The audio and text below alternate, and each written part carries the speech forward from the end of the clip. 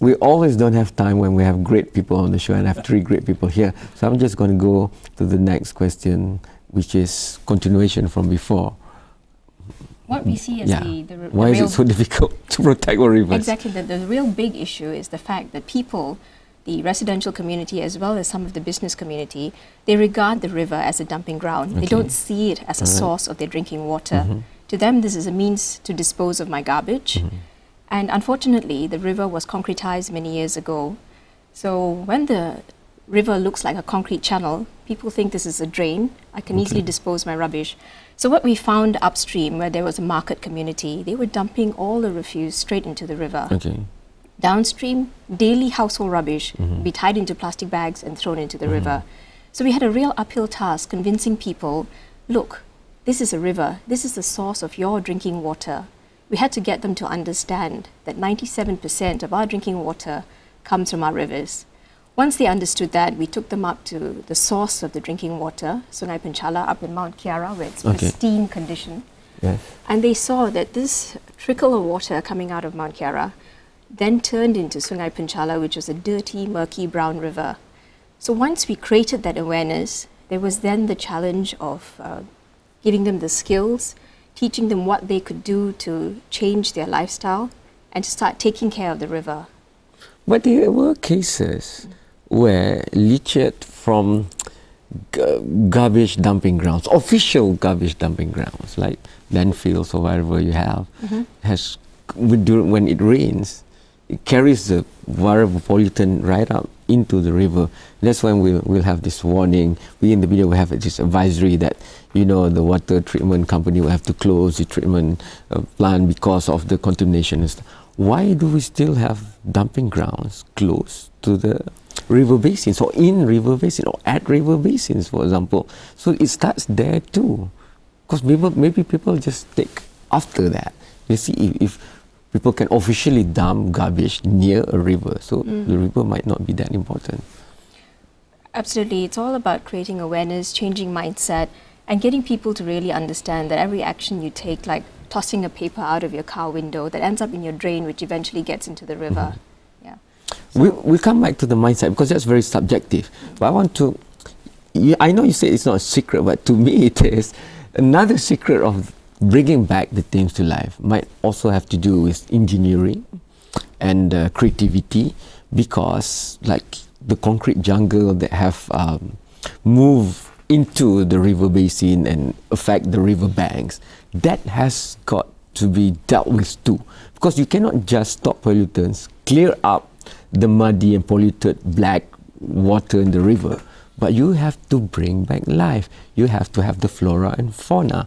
So I've read online that instead of straight banks of concrete, then you slope it back and make it muddy again, muddy river banks. So you have birds and whatever else coming back. But that's not easy to do, because you need strategic thinking, because it involves a lot of stakeholders. But I would like to start from the maybe engineering, re-engineering what we engineered and modified the natural rivers to be.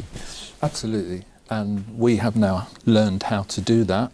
We have quite a large number of examples throughout London and the Thames region of different approaches to make the rivers, even in the urban areas, at least semi-natural. Or one bank natural, even if the other bank is still concrete for flood protection, for example.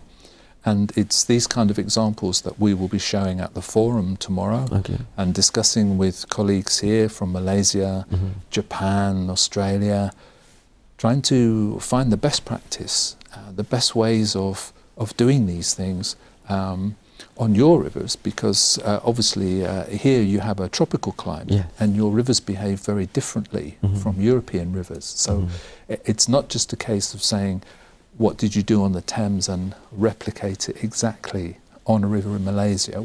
We still have to learn how to adapt these techniques. But I think the basic principle is the same, that if society agrees that it is important to restore the river, then society has to find a way of giving a bit more land to the river, giving a bit more space to the river, so that you can slope back banks, or in many cases we have managed to take the rivers out of the concrete completely and put them in a natural shape. you've mentioned billions. One of the drawbacks to the developing nations trying to change is that the cost factor. But if I would have to argue that from another angle, if we bring back life to our rivers will give us back things, especially, I don't want to call it profit, but we will benefit and we will bring back financially. We can quantify that to an extent, because we keep saying that it's 1 billion to rehabilitate this river. That's, might as well build some new apartment blocks, for example. But if we bring it back, we bring life back, maybe it will also help make us better in terms of quality of life. Oh, absolutely. We have started doing these calculations through a process which is called ecosystem services assessment. That sounds a horrible technical term, but it's basically economists and scientists getting together to work out, if we spend $1 on river restoration, for example, how much benefit will that bring us? And some of our studies have shown that for every dollar we spend on river restoration, over a long period of time, 20 to 40 years, that brings back $7 of benefit to society. Okay. So if you take the long view, it does make economic sense to invest in river restoration. There you go. I told you there will be secrets that we can learn. Before we go to the next break and the last one, maybe what would this forum be looking at? You mentioned it briefly before when you say that rivers here behave differently. I like that part because you're giving life to river and behavior is associated to life. And if the rivers here behave differently, then what kind of new information, putting the heads together from UK, from Southeast Asia, are you looking at for this forum? Maybe a more creative approach to managing rivers sustainably, because we're just talking about bringing rivers back to life. But like it or not, like the IPCC panel has shown us, climate change is here upon us.